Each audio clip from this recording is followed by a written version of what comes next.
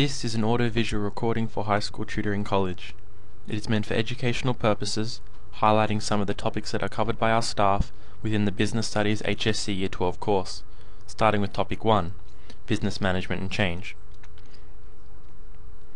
Let's start with the nature of management. Effective management is vital if a business is to succeed. We recognize three main roles of management. They are the interpersonal role, which refers to the way people interact. All managers are required to perform duties that involve people.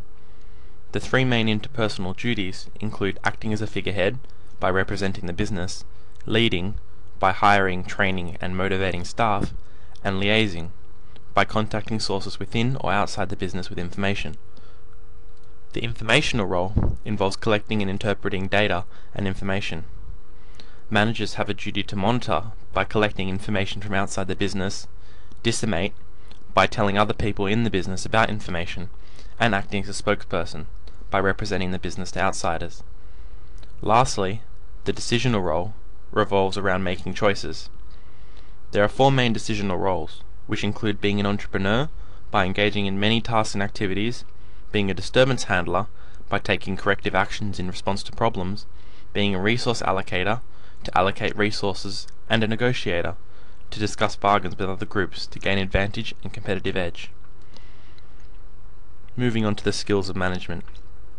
Effective managers have skills that vary over a wide range of activities, which allow a business to run smoothly. These skills can include people skills, also referred to as interpersonal skills, which involve the communication and motivation in order to encourage enthusiasm and trust.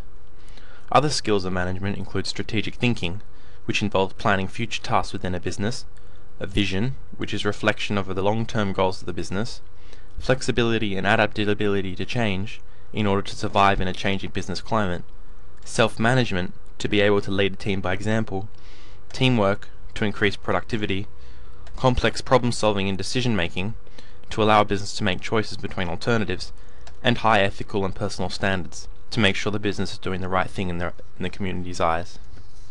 Moving on to management theories. By analyzing varying management theories, one can better understand the different ways of managing a business and people. Each theory requires time to understand, and this presentation will only give a brief overview. Further discussions will be had in class. Firstly, classical scientific management theory involves the use of science and engineering to control work practices. It is focused on the functions of management, which are defined as planning, organizing, and controlling. It uses an autocratic leadership style, meaning all decision-making abilities were the responsibility of the manager. Also, it involved a hierarchical, organizational structure, meaning that this theory would group people based on similar tasks of which they are to perform. Secondly, behavioral management theory focuses on the employee side of the business. The major functions of behavioral management include leading, motivating, and communicating with employees. It uses a flat management structure and teams, believing that this would increase productivity. Also, behavioral theory uses a participative leadership style, engaging employees in the decision-making process. Thirdly, political management theory uses the influence of power to gain position and boost productivity within a business. Political theorists see management as negotiating and bargaining in order to get employees to perform at the most competitive. They also believe people work more efficiently when they are structured as a coalition, meaning the employees and managers work together to achieve a common goal. Moving on to managing change. Change can come from many sources, altering the way people conduct themselves and how they conduct their work. It can be both internal and external, having differing effects depending on the source of change. Internal sources of a change can include accelerating technology, e-commerce, and new systems and procedures. External sources of change occur outside a business and can affect a business's activities. They include the changing nature of markets, economic influences, financial influences, geographic influences, legal influences, political influences, and technological developments. Further discussions on each individual source of change will be had in class.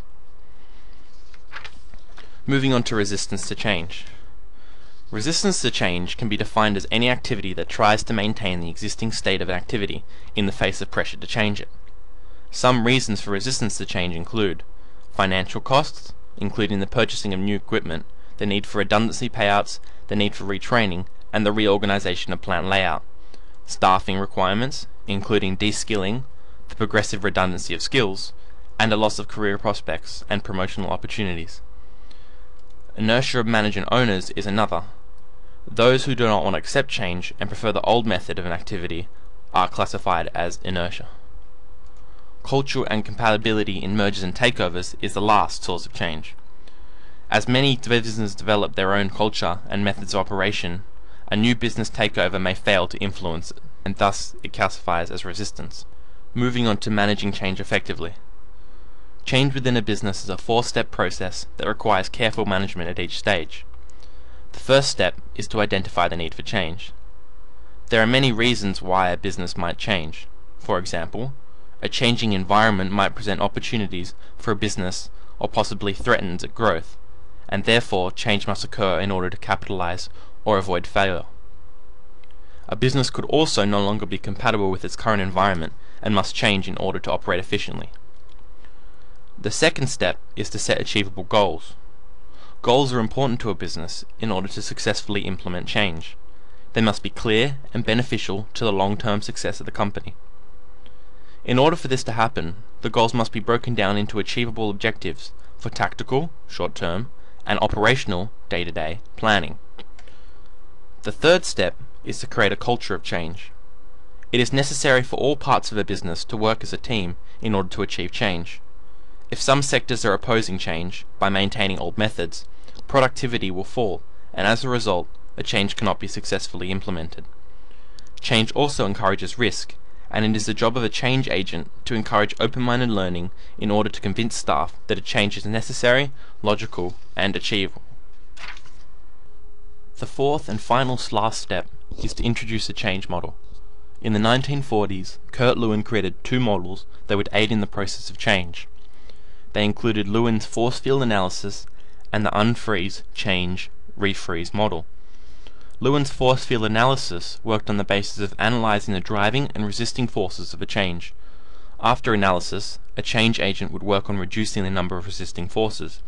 For example, for a change, some driving forces could include pressure by management, new technology, and training, and resisting forces could include language barriers, fear of new changes, and limited resources available to implement change. The second change model is the unfreeze, change, and refreeze model.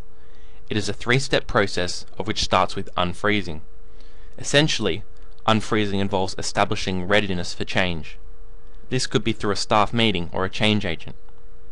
Secondly, the actual change occurs. Time must be allocated in order to allow staff to get used to the change, as it might affect their work practices. Lastly, the refreeze involves rewarding good behavior by establishing incentives to those who follow the change. Finally, change and social responsibility. As a change occurs, managers will need to consider the effects of their actions on the community. To minimize the negative effects of change, managers must promote ecological sustainability, which involves using methods of production that allow the resources used by producers today to not limit the ability of future generations to satisfy their needs and wants. Improve quality of working life.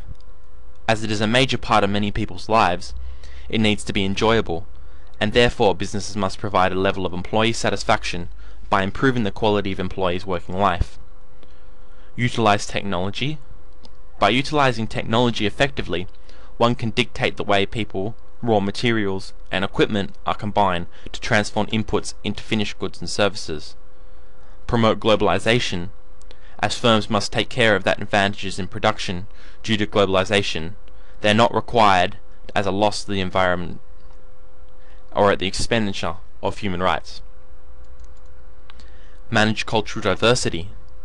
As Australia is a multicultural society, businesses need to reorganize and take advantage of the various benefits that different cultures present while also being careful as to respectful to different cultural practices. Lastly, use e-commerce. E-commerce has allowed businesses to improve their work practices. However, as the technology requires careful monitoring, companies must implement strict rules and policies on its use.